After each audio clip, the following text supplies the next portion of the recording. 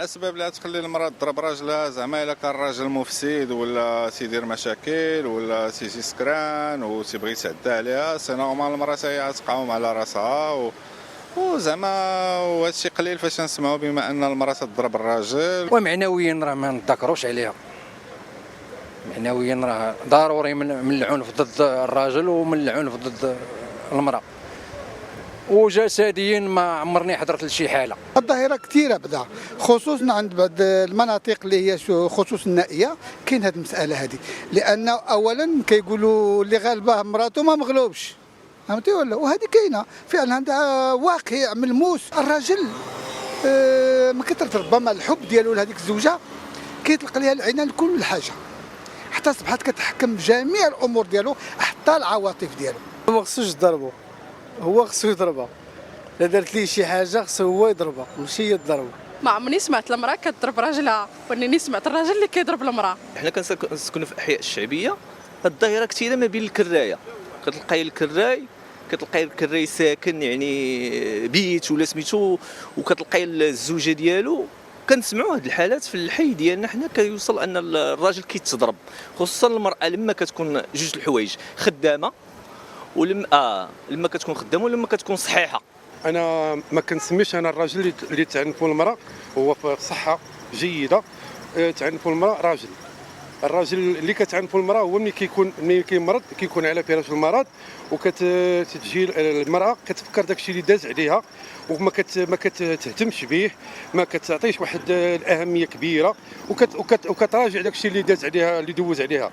عنف بصيغة المؤنث حين يبادر الجنس الناعم إلى إعمال لغة القوة، فتصير المرأة معنفة والرجل هو المعنف، خلاف الشائع المتعود. واقع بدأ يطفو على السطح في المجتمع المغربي، إن كان من خلال حوادث تطالعنا بها الصحف بين الفينة والأخرى، أو عبر الملفات القضائية التي تنظر فيها المحاكم رغم ندرتها، في ظل مجتمع يتكتم عن مثل هذه الحوادث لأسباب شتى. البيئة والثقافة المغربية لم تكن تسمح بالبوح بهذا العنف أو لإظهاره إلى المجتمع، باعتبار أن الرجل الذي سيثير هذه القضية سيتعرض إلى الإهانة الاجتماعية وإلى الاحتقار من طرف الآخرين، لأن نجد بعض الكلمات مثلا التي تقول واش ما انتش راجل، واش العيالات يغلبوك. هو يحصل بكثرة ربما في المجتمع، ولكن أن يعرض على القضاء هذا هو الأمر النادر.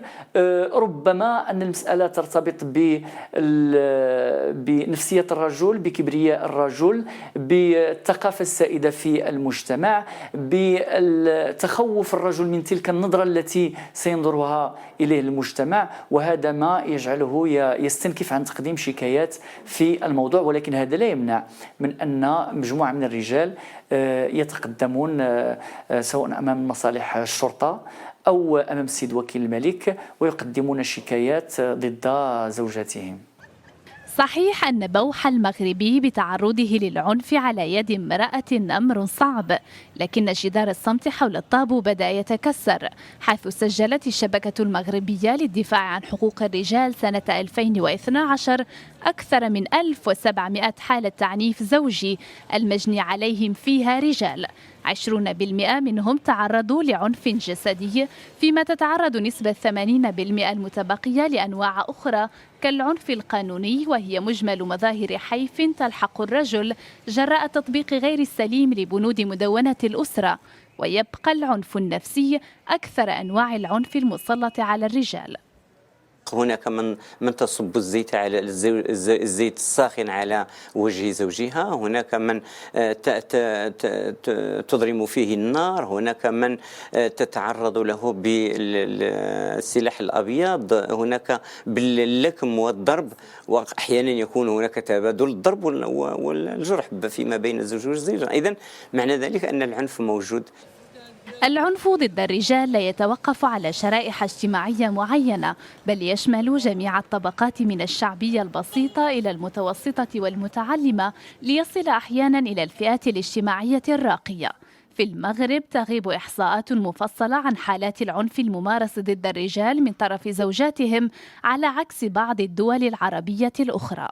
مصر هناك دراسات وأبحاث اللي بينات على أنه تقريبا 30% من الرجال هم معنفون من طرف الأزواج، وأكثر من 38% من الرجال عبروا على أنهم يضربون من طرف زوجاتهم، و65% ديالهم السبب كان هو المسألة ديال الغيرة، و45% كان السبب هو البخل. في تونس كذلك بدات كتبرز واحد المجموعة ديال الجمعيات من أجل الدفاع عن الرجال المعنفين.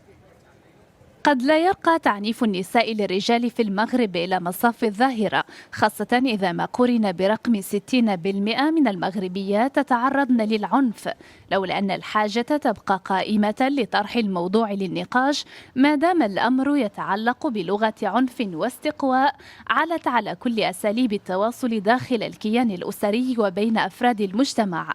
قد تتغير مواقع الجاني والمجني عليه، لكن للعنف فاتورة واحدة يؤديها الجميع.